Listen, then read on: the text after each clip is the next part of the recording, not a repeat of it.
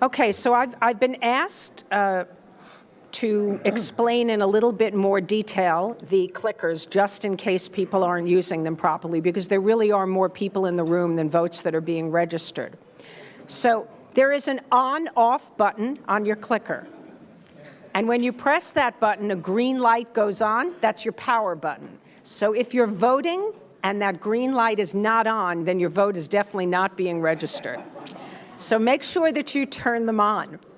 The second thing is that when you actually press your vote, if it's A, B, C, or D, and in this case, of course, we're just using A or B for agree or disagree, you will see a green light flash. And if you don't see that light flash, once again, your vote's not being registered. So some people think that maybe the system wasn't working so well this morning. So we're going to see when we do the next proposition whether we see more votes up there. Yes, we could. If we must, we'll have a recount, but that's okay. We're going to move on to the next proposition, which is China is successful at leveraging its economic might to promote its interests. Decades of growing regional and international trade dominance have enabled China's leaders to begin to pursue great power economic statecraft. Overseas investment is a crucial component of this approach, and that allows Chinese leaders not only to bolster the domestic Chinese economy, but also to spread Chinese influence abroad. One example, as we talked about this morning, is One Belt, One Road. Heralded by Chinese Foreign Minister Wang Yi as the most salient feature of Xi Jinping's foreign policy, the Belt and Road Initiative is designed to ensure both China's domestic development and further Chinese influence across Eurasia and beyond. Of course, in addition to using investment and infrastructure projects as inducements, China is using its economic clout to pressure other countries to change policies that are unfavorable to Chinese interests. We saw this, of course, in 2012 when the Chinese suspended some tourists to the Philippines, banned banana imports when Manila filed the legal case challenging Chinese actions in the Spratlys. And we see this again this week when the Chinese have detained some military equipment in Hong Kong that Singapore was using in Taiwan for military exercises. And again, using that as a lever to try and influence Singapore's policies towards Taiwan. So to discuss this next proposition, we have two excellent speakers. And I very much look forward to this debate, as to all of them. I'm going to ask you all to start voting as I introduce them, please. And if my staff can close the doors, I think that would be great, because it's getting a little hard to hear. To my right, Professor David Lampton, the George and Sadie Hyman Professor of China Studies at SAIS, Johns Hopkins University, Chairman of the Asia Foundation's Board of Trustees. And to the left, to my left, not to the left of the proposition, but to my left, as Evan Feigenbaum, Dr. Feigenbaum, who is Vice Chairman of the Paulson Institute and served in the George W. Bush administration as Deputy Assistant Secretary of State, first for Central Asia and then for South Asia. So a terrific set of expertise, I think, on both sides to talk about what I think is a very important proposition about how China is using economic leverage and whether it is doing so successfully. So speaking first, we have you, Professor Lampton. Can people hear? Great, thank you. Well, anyway, I'll take my cue from Admiral Blair and stay seated. I forgot the vote. I skipped the vote. Thank you very much. Oh, all right. So is it? Tough road for me. Oh, you got a tough challenge. I'm trying to read what the first one says. There's no number on it. I'm small. Can you see that? Is that 85? 84, Can somebody help me there? About 83 or 83? Okay. Well, 85%. Okay, 85% and 16.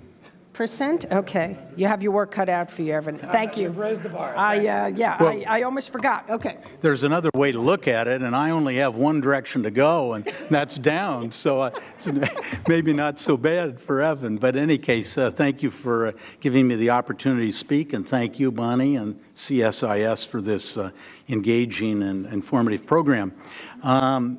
I've been asked to support the proposition, as you can see, and I assume promote its interests means China's national interests, whatever we would mean by that. And, of course, the preceding panel, I suppose, in some sense, inadvertently addressed this set of issues, and Sam Zhao enjoined us basically follow the money, and I think Aaron's remarks was money talks, so I guess the last panel sort of weighed in prematurely on my side of the debate. But I'd like to really make three points here this afternoon. First, let's not paint China as a leviathan able to achieve all its objectives in a frictionless way. China also is capable of counterproductive efforts to use its economic power and throw its weight around, and that can produce counterproductive results. Secondly, however, I think it's absolutely critical for U.S. interests that we realize China is effectively using its economic power in many respects. And that would bring me to my third and sort of policy-oriented conclusion, and that is we've got to up our economic game and our comprehensive national, particularly economic power. And that raises a lot of questions. Maybe it'll come up in Q&A. First of all, first proposition, that is, let's not forget that China is not always effective in pursuing its interests economically or in every other way. If you think about it, China in the last months has been trying to prop up the RMB to almost no avail. And certainly this is causing China a lot of problems. It's not what China's leaders have tried to pursue, but nonetheless, it is relentlessly, the RMB is dropping. China's trying to stop capital outflow. And of course, we can debate what the magnitudes and reasons for it are, but I think China is quite clearly somewhat worried by that consequence. Secondly, if you just look at Taiwan policy, I think the theory that China had was to use economic interdependence, economic relationships to gradually change and win hearts and minds in Taiwan. And almost every public opinion poll we see, that if that was the objective, that isn't the results. Lots of other factors feed into that. You mentioned, Bonnie, bananas in the Philippines. I was going to use the effort of rare earths. In fact, the rare earths after the, in 2010, attempt to deny that to Japan, actually what we found is that that got other countries in the world bringing their resources online. You even had Chinese companies avoiding the embargo that was informally trying to be imposed. And long and the short of it, that didn't succeed. In fact, manufacturers found ways to use less rare earths in the first case because of that vulnerability. So I think we need to keep in mind not everything China does with its economic power is well advised, and frequently, just like everybody else, it's vulnerable to market pressures, the vagaries of the international system, and so forth. But having conceded that point, it seems to me that China is sometimes quite effective in using its economic power, and U.S. policy has to take that into account. It was earlier in an earlier panel mentioned China's effectively increased over time its representation and clout and personnel in international financial multilateral organizations, whether it's the World Bank, IMF, special drawing rights, RMB swaps with countries all over the world. So I think in terms of the existing international economic institutions and practice, the trend line has been up on Chinese influence, and it's, for the most part, been, I think, a net positive both for China and the world system. Secondly, it seems to me China's been very effective, and you mentioned One Belt, One Road, but if you look at what China's just doing, I'm studying now high-speed railroad and railroad development around. It's really been quite impressive how China's focused its business activity, its finance activity, its technology to produce results. You just recently, I think next month you're going to see an agreement between Singapore and Malaysia on a high-speed railroad. And I think if it goes from Singapore to Malaysia, you're going to then see Thailand, and you're going to see already agreements with Laos. So also China's been successful in Indonesia. And in fact, I had an opportunity to talk with a senior leader in Indonesia. And in fact, China's pressure at the top levels of the Indonesian government really produced an unexpected victory for China in the rail construction and its competition with Japan. Also was in Serbia not long ago, and there's going to be a line from Belgrade to Budapest and so forth. So the point is, China is able to marry its technology, its financing, and so forth to build, I think, long-term strategic relationships in a number of directions. Certainly, if you think about ASEAN and the recent attempts of ASEAN to get consensus that might have been critical of Chinese behavior in the South China Sea, you've seen the Chinese peel off Laos, Cambodia, Malaysia, Thailand, and most recently, certainly, I think, in some measure, Duterte's distancing from the U.S. has something to do with the economic attractiveness of China. Certainly, if you look at IT firms, I just was reading over the weekend an article about Facebook and what Facebook is thinking about in terms of accommodating Chinese policing of the internet. I don't know what you would call it if that's not the trading the one concept of cyberspace for access to the Chinese market. Certainly, the whole indigenous innovation campaign and the attempt to parlay access to China's market to transfer a technology to China has certainly had its successes. If you look at, since the announcement that we will not, if it's carried through, join TPP. It didn't even practically take a nanosecond in diplomatic time, and President Xi was in Peru pushing alternative free trade arrangements in the Asia-Pacific and so forth. If you look at Global Times and the talk about the 45% increase in tariffs, was automatically they came back with Boeing aircraft, soybeans from the Middle East, or from the Middle West, and certainly iPhone.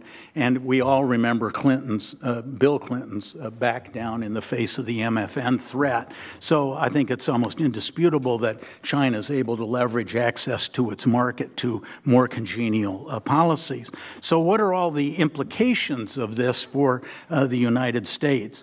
Well, I think first of all, we have to keep two somewhat opposed ideas in mind at the same time. China's not always effective, but that doesn't mean it isn't effective in very important ways that we need to devote a lot more attention to than we have. Second, I think that really, in a way, we are investing in our economic arms of our national power and foreign policy. And I guess I would just ask, would we get more marginal influence in the world by moving from 270 naval ships to 350, or upping our economic game both in terms of internal infrastructure and getting involved in building infrastructure around the world? This brings me to my third point, and that really is that, if you look at policy, whether it's AID or the World Bank or our Export-Import Bank, we've as a nation really not emphasized infrastructure in either our domestic life or our foreign policy. And I think those are institutions we need to really reinvigorate in ways that are in our national interests. And I would just conclude by really saying that, we really need to avoid fiascos. The AIIB decision, when you have 57 of your friends go against you, it's pretty hard to deny China's got some economic attractiveness with our friends. So thank you very much for your attention.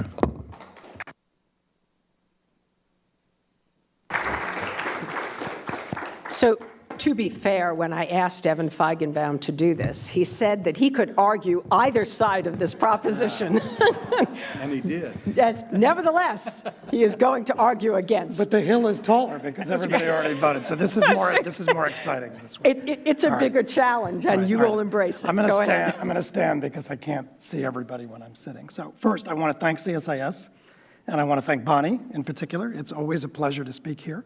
And I'm particularly delighted to do this because it's a reunion. There are a lot of old friends, including colleagues from government, Aaron Friedberg, Tom Christensen, Dan Sullivan. When Senator Sullivan gets here, you can ask him about how I cajoled him into visiting Central Asia in 2007, and he'll tell you all kinds of adventure stories about that. I also want to thank Mike, who I heard, since this is a debate, I heard you were punching the speed bag last night, getting ready for me. So, all right. Now, as Bonnie said, it is ironic that Mike is arguing the position he is, and I am arguing against the proposition, because in fact, if you've read my writing or heard me speak at CSIS and other places before, you will know that I have spent most of the last 10 years trying to track in various ways how China's growing economic weight is enabling them to change the balance of forces in various places around the world, but particularly around their Asian periphery. To make that real for you, let's just take a region like Central Asia. In the mid-2000s, I was the Deputy Assistant Secretary of State responsible for this region. When I went in the government, circa 2000-2001, China constituted about 3.9% of Central Asia's trade, if you look at direction of trade statistics. Russia was between 27 and 28%. By the time I left the State Department at the end of the George W. Bush administration, China's share of Central Asian trade had quintupled to over 15%, and Russia's had shrunk by a quarter over the same period. And that was almost a decade ago. So the lines have crossed, and that's just trade before you even get into investment. So there's no question that in regions, particularly in Asia, but frankly all over the world, China's growing weight is challenging and changing the balance of forces. And in a sense, that position is intuitive, the one that Mike is arguing, not to dismiss the important things you said. If you drop a $10 billion loan, hard or soft, into Kazakhstan, Angola, pick your country, you have more ability to shape the play than if you don't do any investment at all. If you have a $600 billion trading relationship with the United States, which China does, you have the ability to shape events more than if you did no trade at all. This is something we teach our kids. I was joking last night. My daughter loves Pokemon. She loves to trade Pokemon cards with her friends. If you have 50 Pokemon cards and you want to influence your friends, you have more influence than if you have 0 Pokemon cards. So there's something intuitive about this argument that more of something gives you more impact. Okay, but before we declare Mike Lampton the victor and we all pack up and go home, that is not the end of the story. Merely being weighty does not mean that you can always, and in every situation, translate weight into leverage or influence. And the operative words in the question as it's phrased are leverage and influence. Because weight ultimately runs into strategic, institutional, and yes, a domestic political context in country after country that I would argue, and I'm going to argue to you, will shape the way and mediate the way in which China is able to translate or not that raw economic weight into influence. And I want to do this in 3 quick bites. All right. First, I want to talk about the collision between security and economics, or to put that another way, between economic integration and security fragmentation, particularly in Asia. Second, I want to talk a little bit about Pan-Asian institutions, ideas, pacts, bargains, ideologies. These things like the Regional Comprehensive Economic Partnership or the Asian Infrastructure Investment Bank that are often said to be the ultimate expression of China's use of economic levers. President Obama himself has said these are examples of Chinese rules. China is writing the rules. And I want to argue to you that that's not actually the whole story of Pan-Asianism. And last, I want to look at this issue of connectivity, partly through the Belt and Road, but more broadly, which I've been banging on about for 10 years, and I'll do this pretty quickly. All right, so first, security and economics. I'm going to focus on Asia, but you could say this about a lot of parts of the world. This, to me, the central strategic dynamic in Asia, in particular today, is the collision between economics and security, economic integration and security fragmentation. And China is incredibly important to both of those stories, but in completely different ways because it's driving different behaviors and different responses as a result of its choices. So if I were to tell you the story of Asia over the last 20 or 25 years, I could tell you the story as a kind of tale of 2 Asias. Right? One Asia, let's call it economic Asia. This is a region with a $21 trillion regional economy that's growing, trading, investing together. Boats are rising. There's integrated supply and production chains, as we heard this morning. But I can tell you the story of Asia in a completely different way. Let's call this security Asia, in which many of the same countries that are in the first story are beset by powerful nationalisms, latent territorial claims. They're building blue water navies. They're arming for conflict. And pathologies that we thought were frozen in time actually have come back into the Asian equation with a vengeance over the last few years. Now, I would argue to you that after the Asian financial crisis in 1997 and 98, what I called economic Asia was winning this contest in a big way. But this was the period where we saw the origin of Pan-Asian bond funds, pacts, institutions, discussion of Asian solutions to Asian economic problems.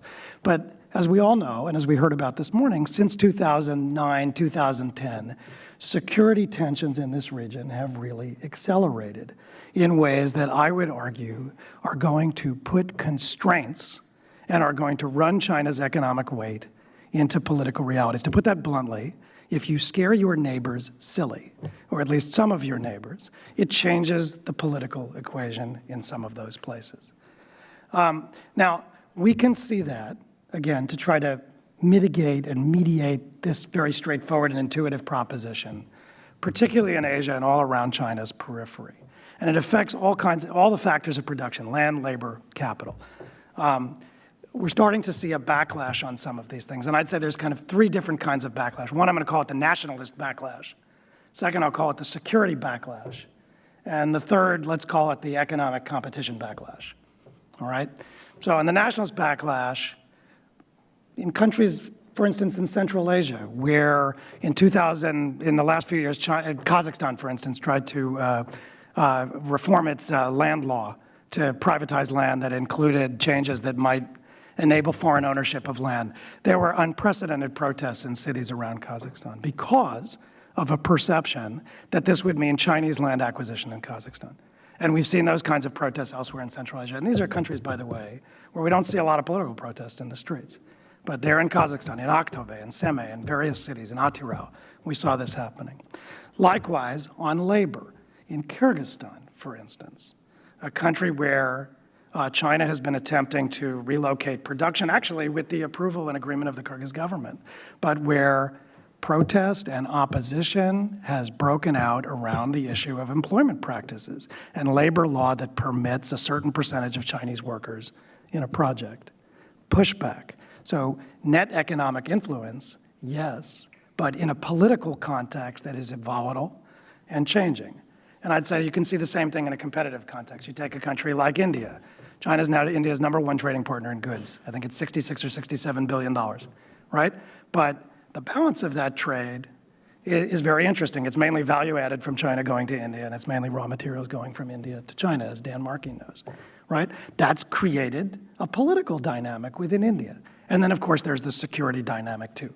Debates about the role of state-owned enterprises and investment. Debates about national security and critical infrastructure. In Australia, where the state grid attempted to buy a controlling stake in Ausgrid, which is the New South Wales power grid, was denied by the Australian equivalent of a CFIUS process. Why did that happen? So yes, economic integration, but if economic integration simply bought you a conducive environment for to exercise your leverage, China would not, I would argue, be having as many problems with its neighbors as it is. And we wouldn't be beginning to see the kinds of debates we are around investment, around trade, around China's role. And we can talk about this, but I would argue that's going to accelerate in some places in the years to come. Now next, Pan-Asianism. It's a shorthand for something that we hear a lot about these days, which is that Asian countries are developing a series of institutions, agreements, pacts, bargains, and as President Obama has rather bluntly put it, how did he put it? If the US doesn't write the rules, China will write the rules. Now, I would argue that actually misunderstands the history of Asia over the last 20, 25 years, and particularly since the Asian financial crisis. The president has it half right. And I'm going to come, by the way, to the same prescriptive conclusion as Mike. If the United States doesn't write the rules, somebody will write the rules, because nature abhors a vacuum. But the idea that countries like Japan and India will simply roll over and allow themselves to be dictated a set of Chinese rules, actually ignores political debates within those countries, but it also misunderstands the origins, particularly in the post-1997-98 period, of some of this Pan-Asianism. The idea of Asian countries looking to one another for solutions, particularly to economic problems, has a pedigree and a history in this part of the world. China did not invent it. Let us remember, let's take Japan as an example. Right? This is a country that is a strong American ally. As we heard this morning from Admiral McDevitt, Admiral Baird, the linchpin of so much American strategy in this part of the world, a strong trans-Pacific identity. But in the 1990s, it was Japan, not China, Japan, that was promoting pan-Asian monetary ideas, like an Asian monetary fund. This is something that Japanese bureaucrats came up with. So again, this has a history. India, a country deeply ambivalent in so many ways about the rise of Chinese power and the security implications thereof. And yet, a charter member of the Asian Infrastructure Investment Bank, in fact, I believe the #2 shareholder in the Asian Infrastructure Investment Bank, part of the New Development Bank, the BRICS Development Bank, part of the BRICS process. More is going on here than just rolling to Chinese rules. Now, if you understand the history of Pan-Asianism, as I'll call it that way, the Asian financial crisis, I would argue, played a very critical role because that was the moment, in part because the United States in particular was perceived as somewhat arrogant and aloof and dictating cliched solutions to the region, paid a price for that in Southeast Asia. You may remember the U.S. bailed out Mexico in 1994, then refused to bail out Thailand 3 years later. Paid a price in Southeast Asia for that for many years afterwards. I would argue that actually American choices have mattered more in spurring the drive toward Pan-Asian ideas and institutions than Chinese choices. And many of the things that have been seen as a function of Chinese choices, I would argue, are actually a function of American choices and the vacuum that's been created. Why the Regional Comprehensive Economic Partnership? Well, where's the TPP? In the absence of TPP, it's the trade agreement standing. Many of the Chiang Mai initiative, swap agreements, all of this, a lot of that owes a lot to the history of what happened and perceptions of the United States in the aftermath of 1997, 98. So I would argue that vacuums created or not created, and particularly the choices that the United States makes, will be as important, if not more so, as Chinese choices in determining some of these outcomes. And that's a long way of saying that many of the things that are seen as being of Chinese design actually are of Asian design and have a longer pedigree, and China is able to leverage deeper trends to its strategic advantage. And that's what I see happening, and actually as a former American policymaker, that's kind of what I fear happening, because as I said, nature abhors a vacuum. And that's why things like the Regional Comprehensive Economic Partnership, and this is built on the back of ASEAN +6. The AIB, it's a multilateral development bank. These are not just Chinese rules. It's more complicated than that. Last, connectivity, and then I'll stop.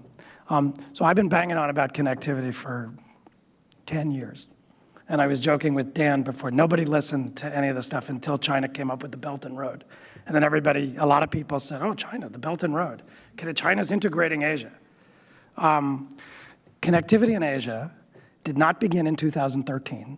It did not begin with the Belt and Road. It did not spring from the head of President Xi Jinping like Athena from Zeus's head. It has a history, it has a pedigree, and it is the product of the actions and choices of many countries in Asia, both on the demand side in terms of pull and in the investment side in terms of push. And by the way, it's not just about infrastructure.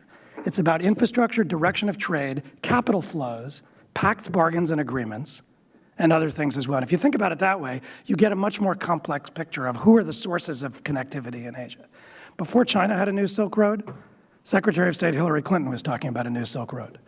Before Hillary Clinton was talking about a new Silk Road, my boss, Condoleezza Rice, was talking about a corridor of reform.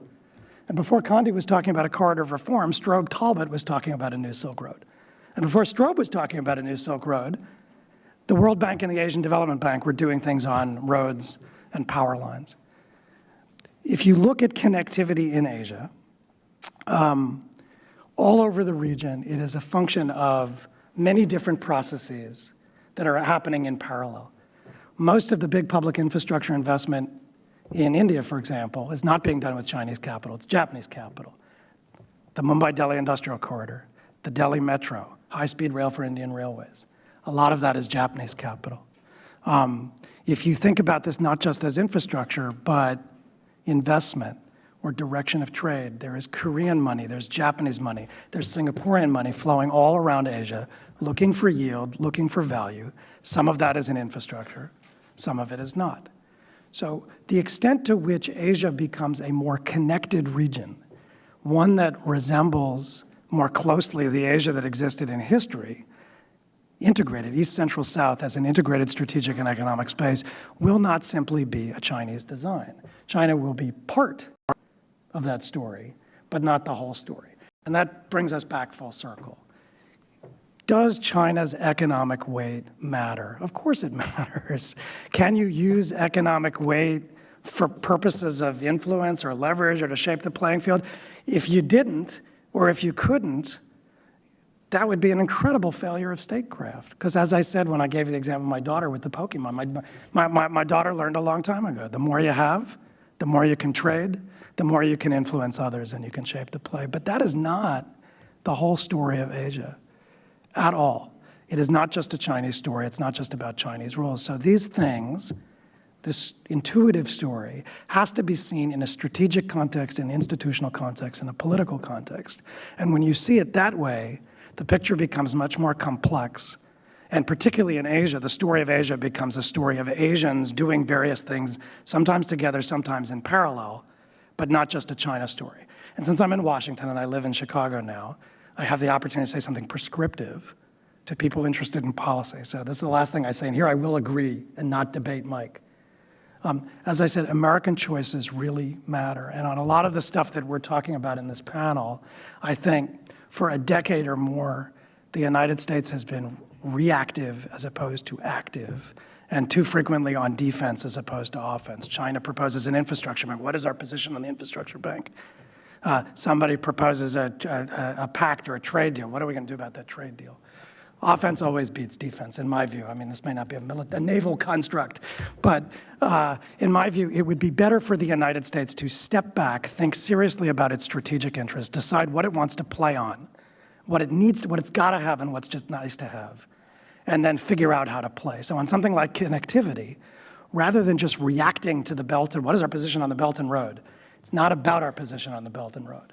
It's about whether we have an interest in promoting Asian connectivity and then what tools we bring to the table, and then how we deploy those tools with a whole variety of partners, Japan, Korea, India, recipient countries, and China, for that matter. But again, at the end of the day, I think if the U.S. abdicates that role and that sense of responsibility, nature abhors a vacuum, and much of what fills that vacuum will be Chinese. And if that's the case, then Mike will be right. So I'll stop there and hope that gives us something to chew on.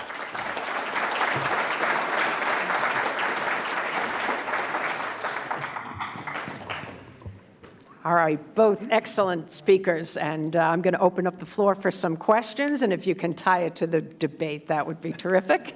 Okay, glad to see lots of hands. Let's start with this gentleman right here. There's a microphone coming behind you. Please identify yourself. Thank you, Akbar Khwaja, former World Bank official. First note of thanks to the panel. Professor Feigenbaum, thank you so much for covering Asia. You mentioned several countries. There's a China and Pakistan economic corridor, a new initiative last year signed between the leadership of Pakistan and China. Would you comment on that? What's the perception in Washington? Thank you.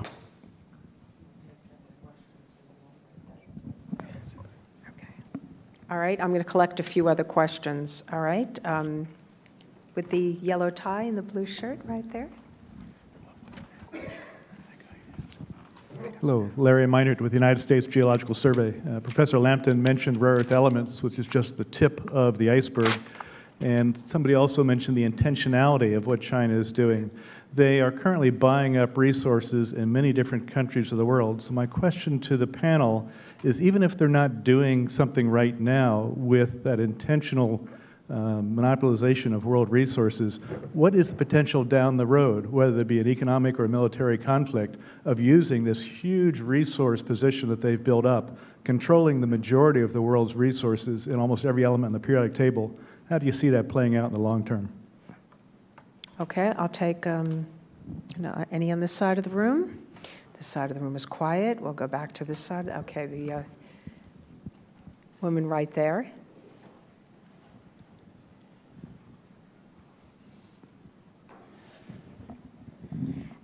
Thank you so much for this wonderful panel. So I guess my question is more about the debate itself. So you've talked a lot about China's use of positive economic statecrafts. So my question is China successful or not in using negative tools of economic statecraft in advancing its national security interests? For example, the use of economic sanctions in addition to the rare earth embargo case. Thank you. Okay, so you're talking about economic coercion? Okay. All right, I'll take another one from over here. Gentleman right there.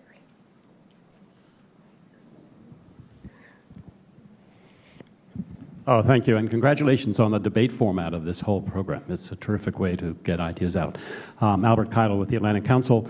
I'd like to ask Professor Lampton to respond to the Pokemon challenge. I think, you know, what if we read the question, successful leveraging to promote its interests. And if it's successful, that sort of implies beyond what it should be or what it ought to be, as opposed to just happening the way we might expect. And I would like to sort of attach to that the notion that if it's promoting its interests, does that necessarily mean against our interests? Thank you. All right, one last one before we come back to the panel. Back there.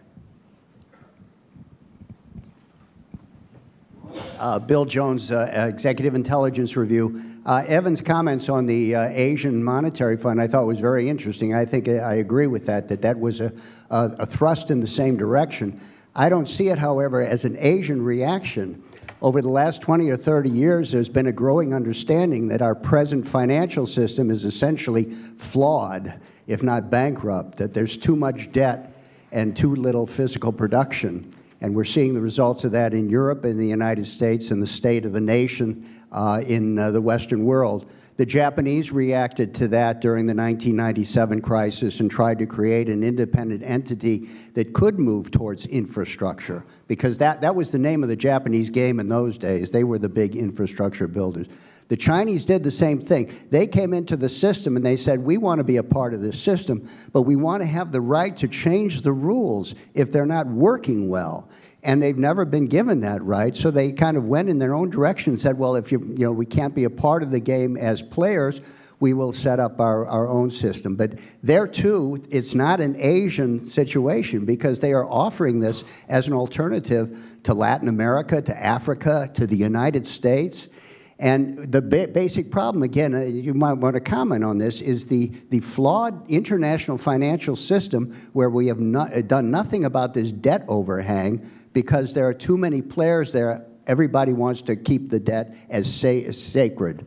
And therefore, unless we can do something about that, we're going to have to move in another direction, and China is pointing the way with the AIIB, with the New Development Bank, and these things. But it's not an Asian reaction, it's a reaction of people who have been desperate for development.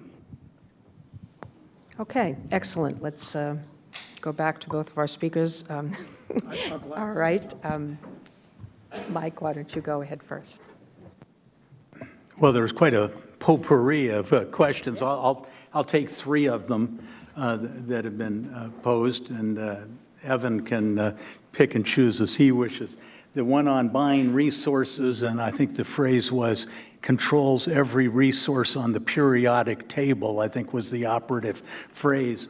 Well, I guess I look at this radically differently than the question implies. First of all, if you look at China itself, it's under-resourced on almost every element on the periodic table, certainly in per capita terms. So overall, China's a tremendously under-resourced. I guess coal might be one exception and so forth. So then that really has China as dependent substantially on the international system for the supply of resources. And I think that's intrinsically vulnerable if you look at it in a sort of traditional security situation. Then I think of a case where China tried to diversify with Venezuela. And I mean, Chavez falls and the whole relationship goes down the tubes along with all of China's investment and everything else. So any case, I think that's an expression of China's need for interdependence and a stable international system. At least that's part of the equation arguing in that direction. Is China successful in its coercive economic statecraft? And I think my opening remarks, I tried to say sometimes yes, often no. If I was looking at no, I mentioned the rare earths case, where in fact even Chinese state-owned enterprises were trying to get around their own government's prohibitions. Certainly, if you say yes, China was very successful, I think, with Bill Clinton on MFN. It was, in my view, a kind of unwise set of ultimata that President Clinton gave, and Li Peng and the Chinese government called his bluff, and on day 364, I don't know how else you would describe it, he backed off the threat. And then, in fact, became an advocate of China and the WTO and so on. So I would say we shouldn't, we got to keep two opposed ideas in mind. Sometimes what China does works, and sometimes it doesn't. Then that gets me to Bert's, Keidel's good question. And the sort of cast of the debate gets it into zero sum, which is not my basic view of the economics. That is that, does this mean that if China, I think you put it, wins, we lose, sort of zero sum? I guess if we start with Ricardo and comparative advantage, by definition, you can have two winning parties, and that's often what happens in economic relations. So certainly just the fact that China's successful in achieving what you might call normal economic success doesn't mean, therefore, there's an equal and opposite loser to the equation. So, no, I think many of China's wins can also be wins for the global system and for the United States. And the trick is really going to be, how do we stay out of this zero-sum mentality? All right, let me try a few of those. Let's take the resources one first. I think there's a tendency to, and there's a lot of expertise around the room, actually. I see a few familiar faces, but I will modestly try this. There's a tendency to think that China has a one-size-fits-all approach, particularly in all of these resources for infrastructure deals that we've seen in Africa or other places. But my reading of the record is that that is far too simple. That in fact, that there is no Chinese model in a uniform way, but from sector to sector and from country to country, the model actually has much more variance than the popular debate tends to allow.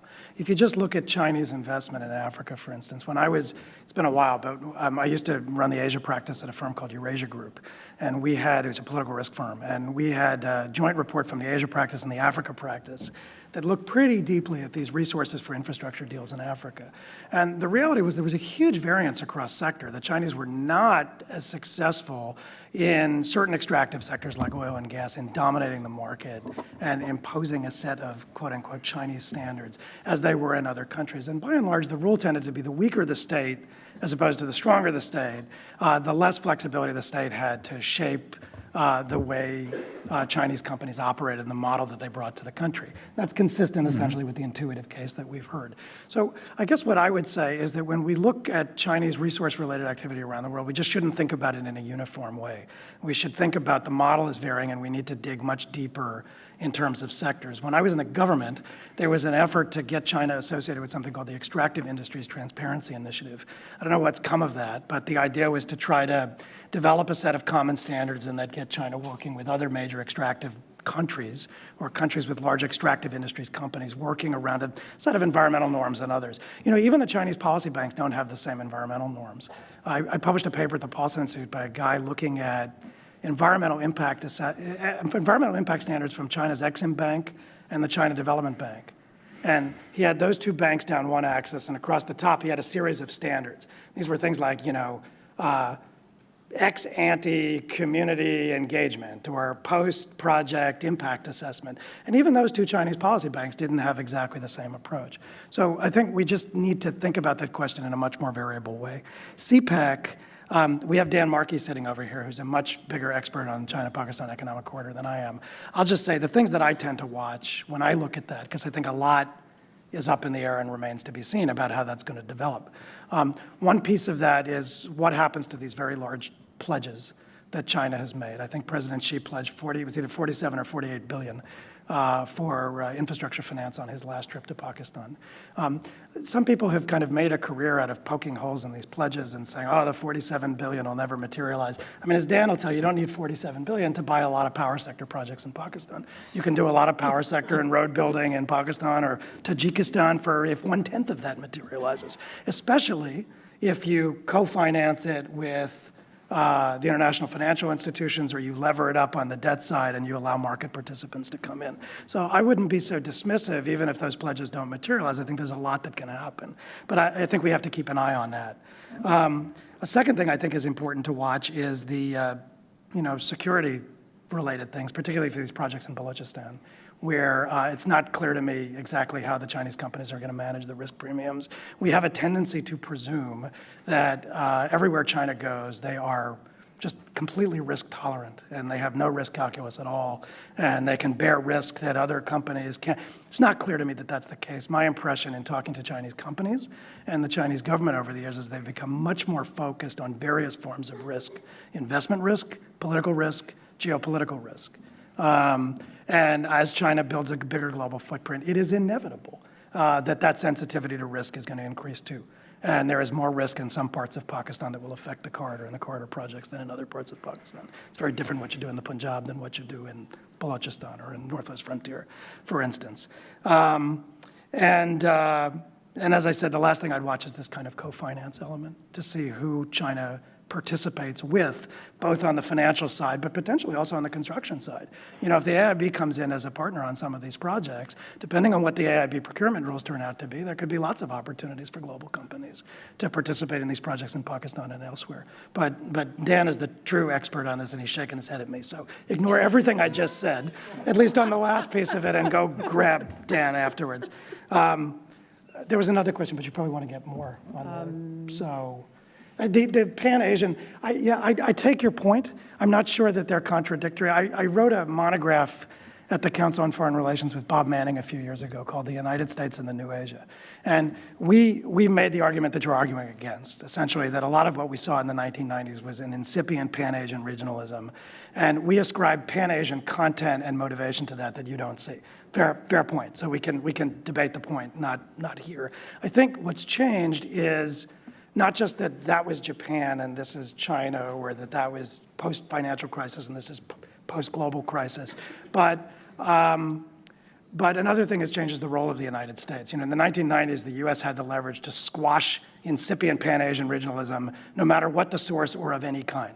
And I would argue that post-2008, for reasons that Aaron Friedberg argued before, U.S. capacity to do that is a little bit different, and I think the assessment of China and others of U.S. capacity to do that will also be different.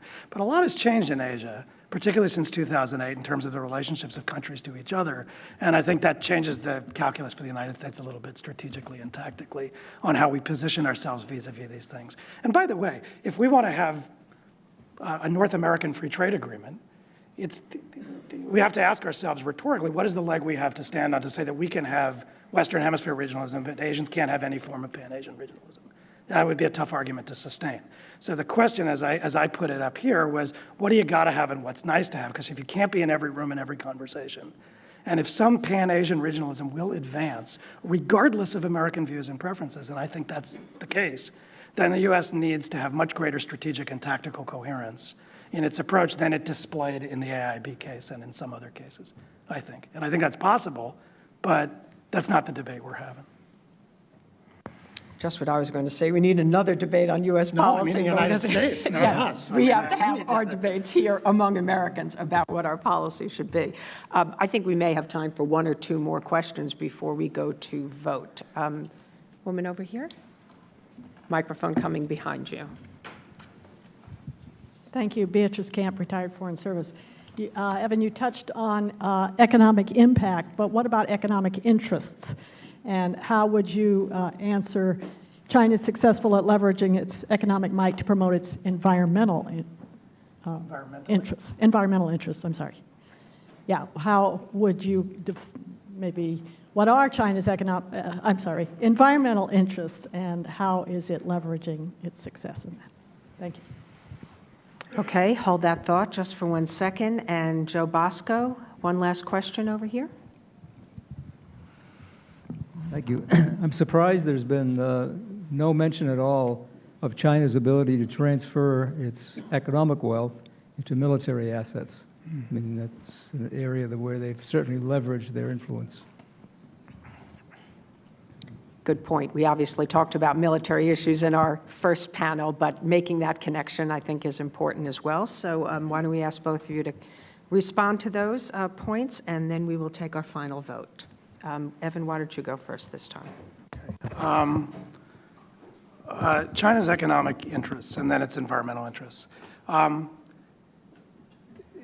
Yes, China is pursuing its economic self-interest in its relationships with its neighbors and in its policy choices at home. But those interests are not necessarily going to remain fixed in time. And I can just make that real for you. Let's take gas supply. When I was doing Central Asia at the State Department, Russia absolutely had a hammerlock, for example, on Turkmenistan as a gas supplier. And I think at that time the Russians were paying something like $130 per 1,000 cubic meters for Turkmen gas, right? China has the only, at least last time I checked, they had the only onshore production sharing agreements in Turkmenistan. They'd basically broken the Russian monopsony in Turkmenistan that we used to, in the United States, obsess about they'd given the Turkmen price bargaining power. So China had entered that picture in a big way, changed the balance of forces, become a much bigger customer. Now, actually, we're talking on dependence on that source of demand. We're not talking about Russian demand so much anymore. So it's shifted. Now, China was in pursuit of its economic self-interest there. It needed the gas. And if you look at the gas projections from the NDRC, for example, I think, if you have to get to whatever it was, 400 billion cubic meter, 400 BCM by, was it 2025, Bert, or 2030, whatever it is, you got to start adding up pots of gas to get to that. So, 60 something from Turkmenistan, and this from Myanmar, and something else from somewhere else. And so if you have to get to that, then you continue to pursue that interest. But if that calculus changes, if they need less gas, if that projection shrinks, maybe you find a situation in which Turkmenistan needs China much more than China needs Turkmenistan, and so that changes, or any other supplier. So supply-demand relationships and the economic interest built around them may change over time. On the environmental piece, I think a lot of the environmental goals are domestically driven because these are political issues in China. It's a major source of social protest. That is why there is the discussion of cleaning up the air in the Xinjiang region. That is why China's talking about green growth. That is why the People's Bank of China is talking about green finance. These are domestically driven interests that devolve or derive partly from a political calculus, but also a long-term economic one. But as I said, when I talked about lending standards, I think when these are exported, it's not clear to me that there's a kind of uniform Chinese approach on the environmental standards either, because EXIM and CDP don't have the same standards. In places like Myanmar around the pipeline, China's faced some pushback. And as I said, I don't think the Chinese are risk intolerant. And I also think they've shown themselves to be quite adaptive over time. And so I would expect that debate around standards to continue and evolve over time. And on Joe's question, I mean, absolutely. I mean, can butter be plowed into guns? You betcha, and they're doing it. And if you look at the trajectory of defense budgets, and not just the budgets, but the things that the budgets are buying and their procurement priorities and choices, absolutely. And that's a whole other debate. But I think it's one of those intuitive things. Unless the economy takes a hit in a way that begins to frame those choices much more starkly in China. I'll just top off on what Evan said with respect to Joe's question. I guess I start with first principles. And economic power is the most fungible form of power. You can convert it into military power, intellectual power, and of course more economic strength. And of course China has dramatically increased. I think if we think back 20 years ago, what we anticipated where the PLA would be and where it is today, at least most of the projections I think back were underestimated where China would be today. So I think there's no doubt in this money. It isn't just hardware, it's really the software. China is now an attractive market. Major American multinationals are building R&D facilities in China. So and not only that, but of course, if you're an American academia and a research university, you realize there are 324,000 Chinese students and scholars here, you know, learning as they should. Some contribute to our growth and development, some go back to China and so forth. So I think it's undeniable. You know, just by way of closing out, we still have our sanctions, I guess we'll call post-Tiananmen sanctions on the PLA. But I think we need to think about, and I'm not advocating doing away with them, but think about the consequences. I mean, we've forced China to become more self-reliant, build its own systems and capabilities. Space program, exhibit number 1. We haven't cooperated, and so China's developing its own paths to technology. Is that in the end great for us? I think it's a mixed bag, frankly. And also, of course, the EU has joined us to various extents on this. But it's forced China to go towards Russia and so forth. So, you know, I don't think there's any way China can grow the way it's growing and not have the capacity to either influence other suppliers or develop indigenously. So basically, we've got to try and find a way to get along. Okay, with that, will you go back to your clickers and vote on our proposition? China is successful at leveraging its economic might to promote its interests. That, yeah? And we don't get to vote. You don't get, no, okay. I'm not voting either. I have no clicker. So we started out with 85% agree and 16% disagree. And you're not allowed to say sometimes, because that, if C were sometimes, I know many of you would vote C.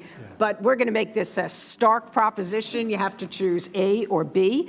Give you all about another 10, 15 seconds, and then we will see what our final vote tally is. And hopefully it will be different than the initial one. Might clean my clock before we even started. If you narrow it by 10%, we'll call you your victory here. All right, let's see what those results are. All right, we've got 76% to 23%, so we have some difference, and we'll give you some credit, Evan, for winning back some of that in support, but it was a tough position to argue. Please join me in thanking Professor Lampton and Evan Feigenbaum.